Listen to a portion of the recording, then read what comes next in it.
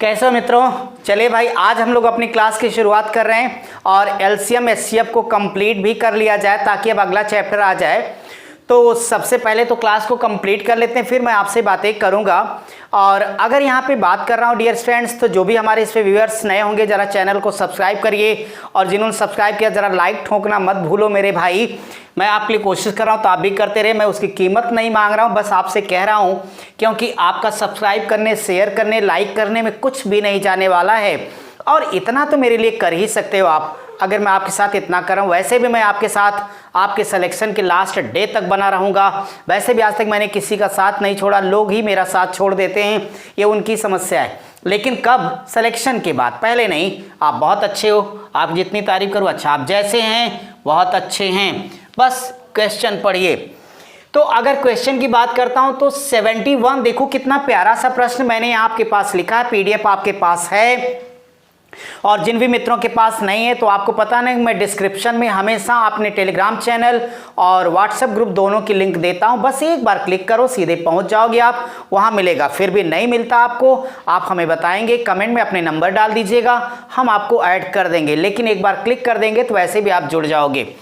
तो चलिए भाई क्लास की शुरुआत किया जाए। आप अच्छे हैं, स्वस्थ हैं, ठीक ही है। कहते हो कि एक व्यक्ति के पास कुछ सेब हैं, बड़ी अच्छी बात है भैया। वो प्रत्येक व्यक्ति को, ईच पर्सन, वो प्रत्येक व्यक्ति को 6 या 8 सेब देता है, तो उसके पास 4 सेब क्या हुए? बच गए। सेकंड कंडीशन, अगर वो प्रत्येक व्यक्ति को 10 या 12 सेब दे तो भी उसके पास 4 सेब क्या होंगे? बच जाएंगे। अगली बात कहता है, पुनः यदि वह प्रत्येक व्यक्ति को 15 या 16 सेब दे तो भी उसके पास 4 सेब बच जाएंगे। हद है भाई। यानी आप सोचो कितना कमाल का सवाल है। और जिसने एक बार ऐसी क्वेश्चन को गलती से पढ़ा हो, इनके भौकाल में नहीं फंसने वाला मित्रों, 1 से 2 सेकंड में उत्तर दे देगा। क्या करना आपको? बस मेरी बात सुनो, जितने भी नंबर दिए गए सबका एलसीएम लेकर के जोड़ देना। कितना? बोलो एक बार। सिर्फ 4, क्योंकि हर बार 4 बचा 4 बचा 4 बचा, तो टेंशन ना लेना मेरे मित्रों, सीधे कह दो। इसलिए पहला काम क्या होगा? 6, 8, फिर 10, 12, नेक्स्ट नंबर 15, 16 का एलसीएम निकालने का तो सारा मेथड सिखा चुका हूं आपको, तो आज मैं क्यों देर करूं, सीधे लिखता हूं 240 आएगा। इसलिए जो मेरा क्वेश्चन है, क्वेश्चन मार्क बराबर 240। अब चाहे जैसे बांटेगा, 6, 8 तब भी आपका काम चलेगा, 4 बच जाएगा, 10, 12 तब भी होगा, 15, 16 तब भी होगा, बस इसी में 4 को ऐड कर देना। करेक्ट आंसर 244 आ जाएगा। उम्मीद करता हूं आपको मेरी ये बात समझ में आ गई होगी।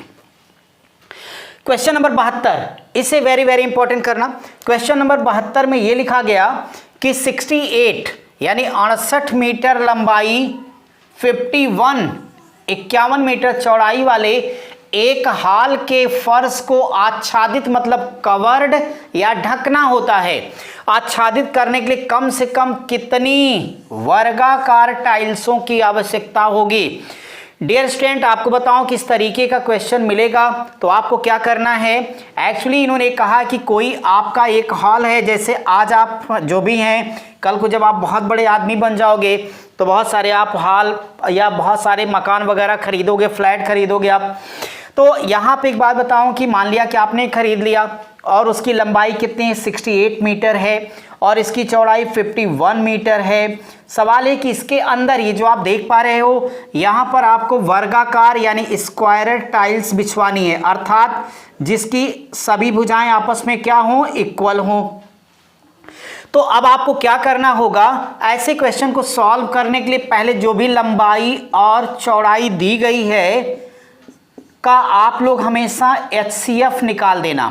तो डियर स्टूडेंट, इसका एचसीएफ 17 होगा, और याद रखना जो इसका एचसीएफ होगा वही वर्गाकार टाइल्स की भुजा होगी। क्या होगी? वर्गाकार टाइल्स की भुजा होगी। इसलिए टाइल्सों की इनकी जो टोटल संख्या है वो कितनी लगेगी? बराबर इस हॉल का क्षेत्रफल यानी एरिया क्या होगा? लंबाई और गुणे क्या होगा? चौड़ाई।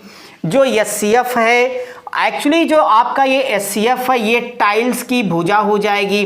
तो जब ये टाइल्स की भुजा हो गई, साइड हो गई, टाइल्स कैसी है? स्क्वायरर, यानी वर्गाकार है। वर्ग का क्षेत्रफल क्या होता है? भुजा का स्क्वायर यानी साइड स्क्वायर। अब यहां कर देना 17 इंटू 17। जब आप ऐसा करोगे तो ये देखो हो जाएगा आप 17 चौक 68 और यहां से होगा 17 तिया 51। सो कुल टाइल्सों की आवश्यकता कितनी होगी? 12। यही आपका करेक्ट आंसर हो जाएगा। यानी ये सवाल समझ में आया? ऐसे सवाल में मैंने क्या कहा आपसे? सिर्फ इतना कहा कि जो लंबाई चौड़ाई उसका एचसीएफ निकालना, वह एचसीएफ टाइल्स की भुजा हो जाएगा। फिर हाल के क्षेत्रफल में टाइल्स के क्षेत्रफल से भाग दे देना, आपका तुरंत आंसर आपके पास आ जाएगा। बस इसमें इतना ही आपको समझना था। अब क्वेश्चन नंबर 73, 73वां सवाल आप पढ़िए और साथ साथ मिल करके हम लोग डिस्कस करते हैं कि 73 जैसे क्वेश्चन को हमें कैसे सॉल्व करना होगा। 73 नंबर आप पढ़िए पहले, तो साथ साथ समझ लिया जाए। 73 बिल्कुल सेम क्वेश्चन है। एक आयताकार कमरे की लंबाई और चौड़ाई के बारे में ही यहां पे बताया गया। तो चलिए मैं उसे आपके लिए तुरंत ही सॉल्व कर देता हूं। 73, अब देखो 73 नंबर। तो डियर स्टूडेंट, एक क्वेश्चन तो आपके पास है ही, मैं एक सवाल पढ़ देता हूं क्योंकि सेम क्वेश्चन है। लिखा कि एक आयताकार कमरे की लंबाई और चौड़ाई क्रमशः 135 मीटर तथा 105 मीटर है। कमरे की सतह पर कम से कम संख्या में वर्गाकार टाइल्स लगाई जाती है, तो टाइल्सों की संख्या क्या होगी? तो 73वें प्रश्न में सबसे पहला काम क्या करोगे आप लोग? 135, 135 और फिर 105 का एचसीएफ कितना आएगा? 15। एचसीएफ निकालने का सारा मेथड पीछे सिखा चुका हूं, इसलिए टाइल्सों की संख्या बराबर। अब आपको क्या करना है? 135 और यहां से 105 बटे वर्गाकार है, तो 15 गुणे 15, बोलो 15 नावा 135, 15 सत्ते 105, 9 सत्ते 63। तो ये आपका करेक्ट आंसर हो जाएगा 63, यानी 63 आपके क्वेश्चन 73 का आंसर।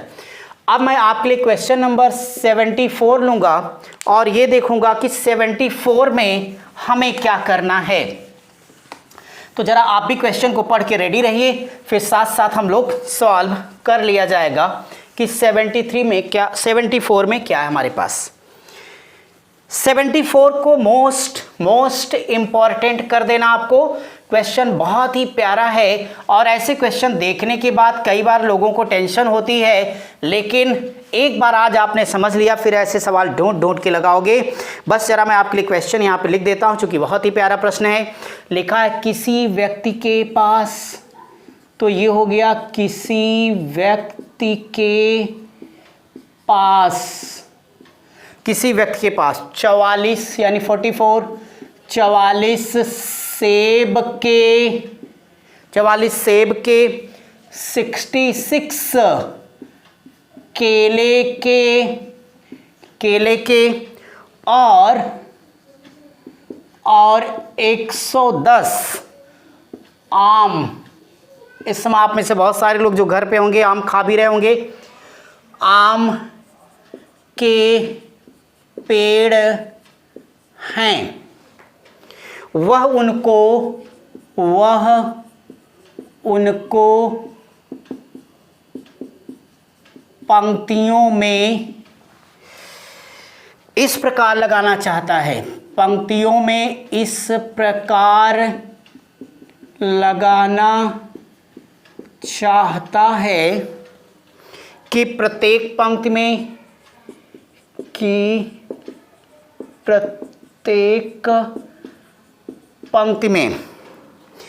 एक ही प्रकार का पेड़ हो। खास लाइन यही है, एक ही प्रकार का पेड़ हो और सभी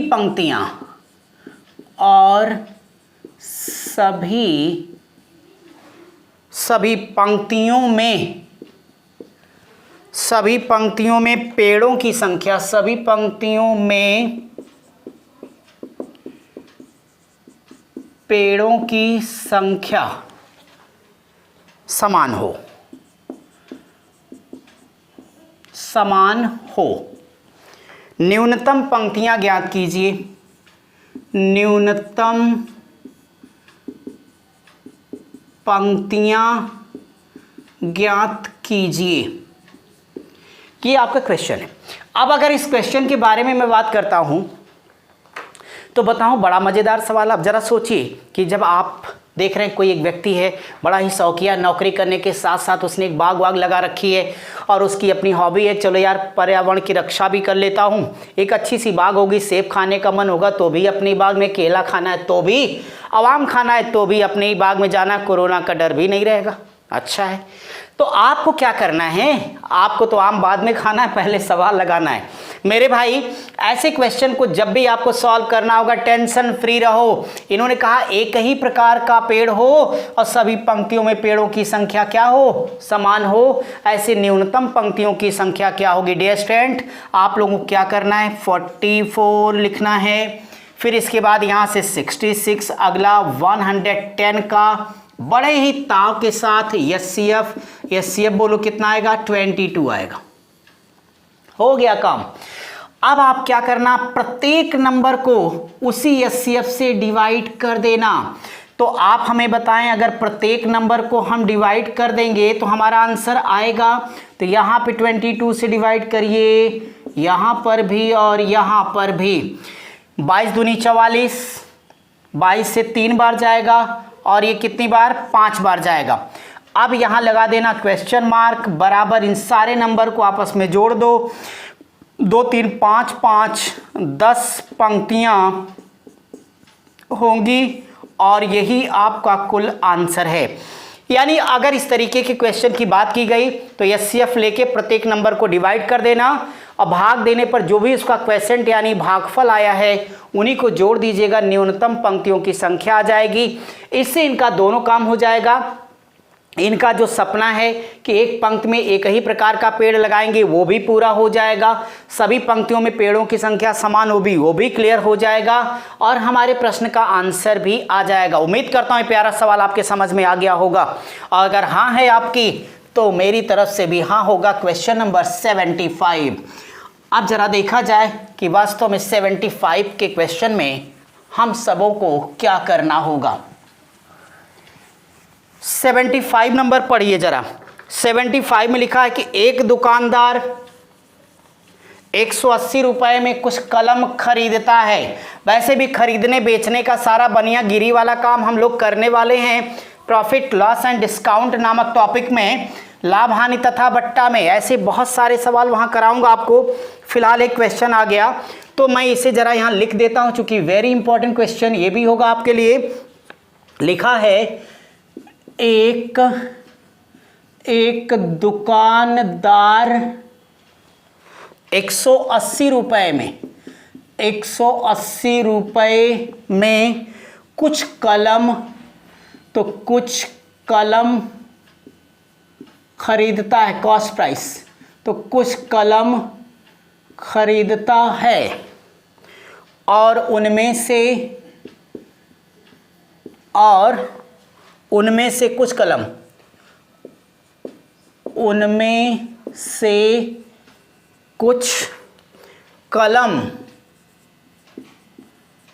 84 रुपीज़, कुछ कलम 84 रुपये में बेच देता है। तो 84 रुपये में बेच देता है। अब उसके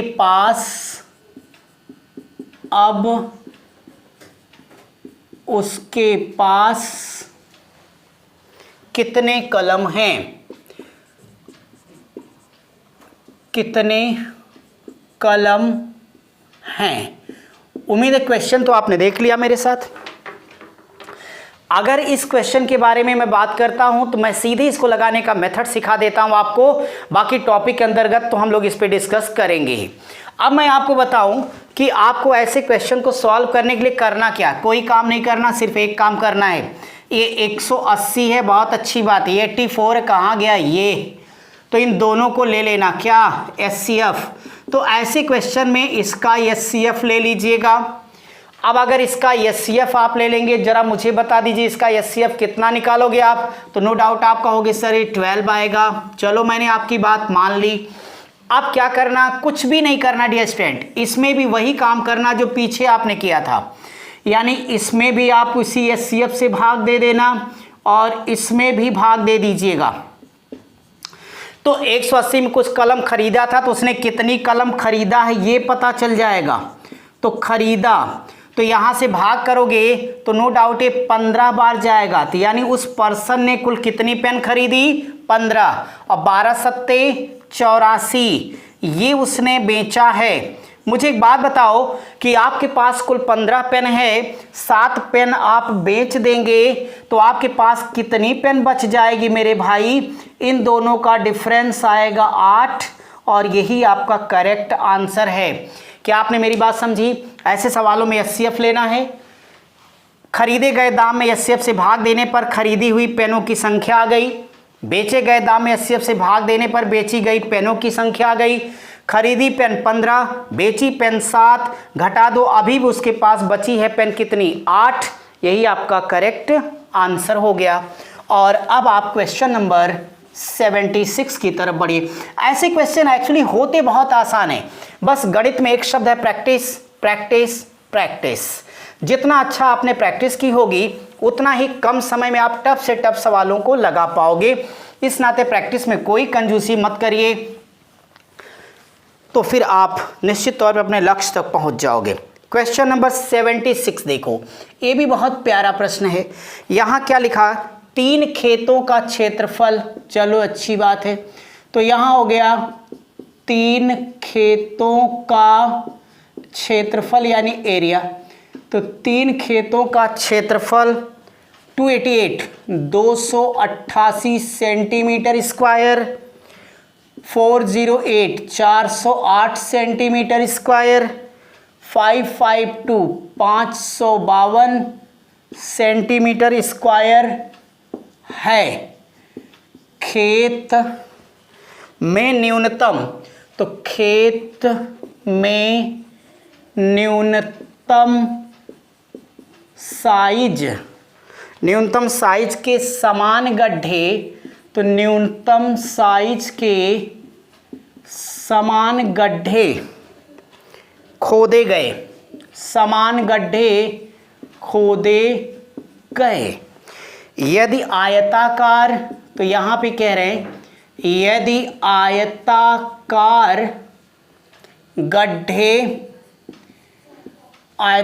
गड्ढे की चौड़ाई, तो आयताकार गड्ढे की चौड़ाई 4 सेंटीमीटर है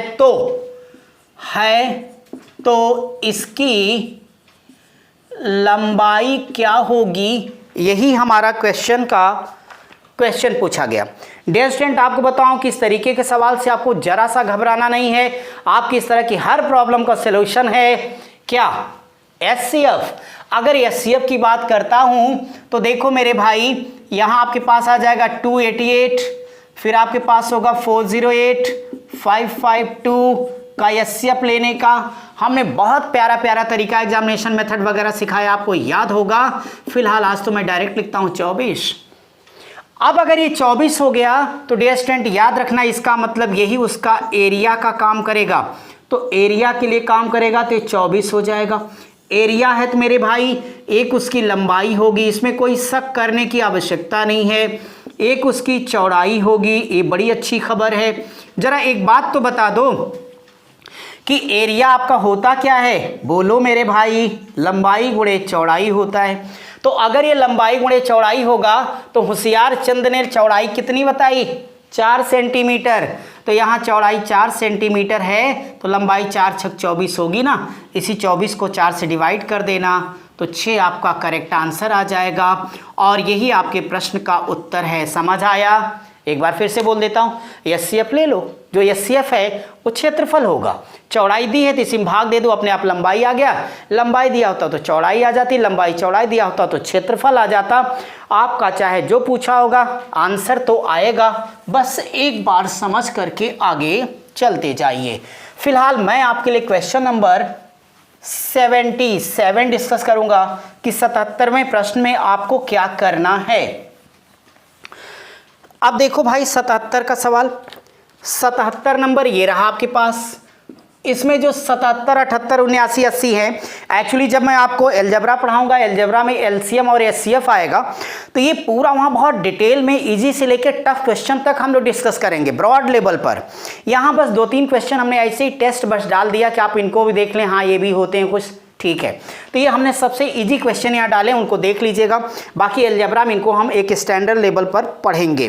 फिलहाल अभी जो क्वेश्चन लिखा वो ये है कि 36x³ माइनस यहाँ लिखा गया 49, ये फर्स्ट स्टेप है। और सेकंड में लिखा मेरे पास 6x² माइनस 25x प्लस 21 बहुपदों यानी पॉलीगन। तो यहाँ पे बहुपदों का एलसीएम आपको बताना है। अगर इसका एलसीएम निकालना मेरे भाई, तो अब आपको यहाँ पे फैक्टर तो करना पड़ेगा। तो 36x³ था आपके पास ना, 36x² सॉरी, तो ये 36x² था। तो 36x² माइनस 49 इसका फैक्टर करोगे तो नो डाउट ये होगा 6x का होल स्क्वायर माइनस 7 का होल स्क्वायर। याद आया सिंप्लीफिकेशन आपको, a² minus b² is equal to एक ब्रैकेट में a माइनस बी, दूसरे में a प्लस बी। तो 6x माइनस 7 फर्स्ट ब्रैकेट में और 6x प्लस 7 दूसरे ब्रैकेट में, इसका फैक्टर तो हो गया। अब सेकेंड वाला स्टेप देखो, तो ये आपके पास होगा 6x² माइनस 25x और प्लस कितना होगा 21 इज इक्वल टू फैक्टर करो। डियर स्टूडेंट, आपको याद होगा कि 21 छक 126, दो ऐसे नंबर ले लो जिनको आपस में जोड़ दोगे तो माइनस 25 आएगा और गुणा करोगे तो 126। ये द्विघात का व्यापक समीकरण यानी क्वाड्रेटिक इक्वेशन है, जिसे हम अलजेब्रा में आपको डिस्कस करेंगे।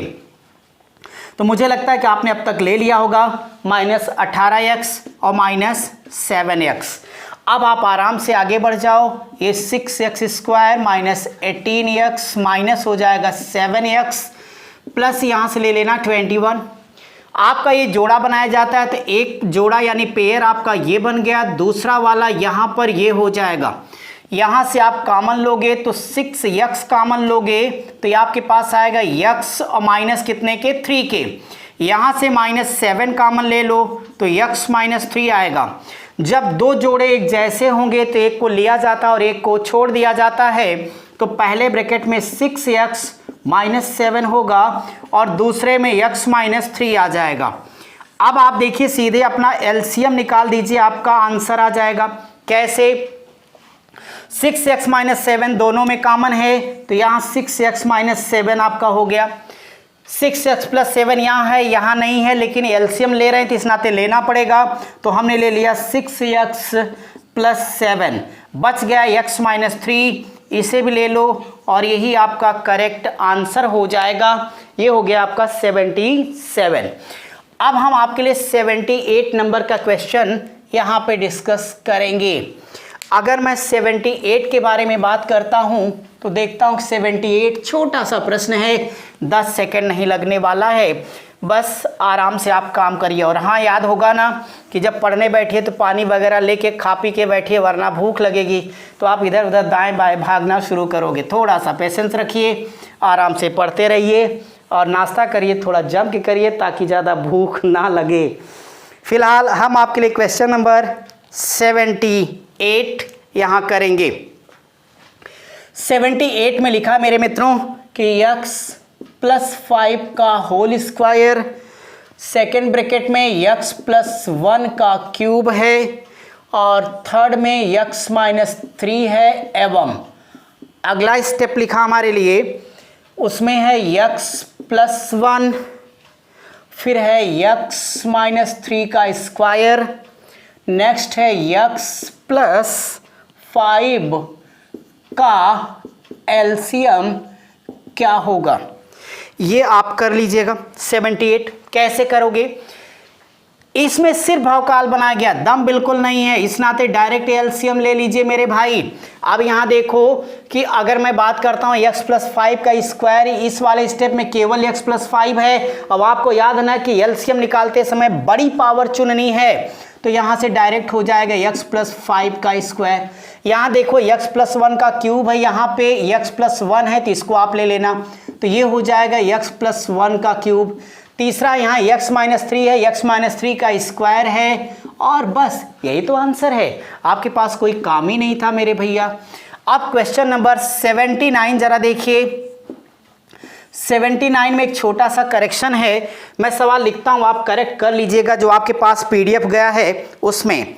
और ये पूछा भी गया है, नायब तहसीलदार की परीक्षा का प्रश्न है। तो 6x स्क्वायर y ब्रैकेट में लिखा है x - y, इसी के साथ सेकेंड ब्रैकेट में लिखा है x square plus 2xy plus y square. Second step पे डियर स्टूडेंट लिखा है 18 यानी 18 x y स्क्वायर, ब्रैकेट में है x - y का होल स्क्वायर।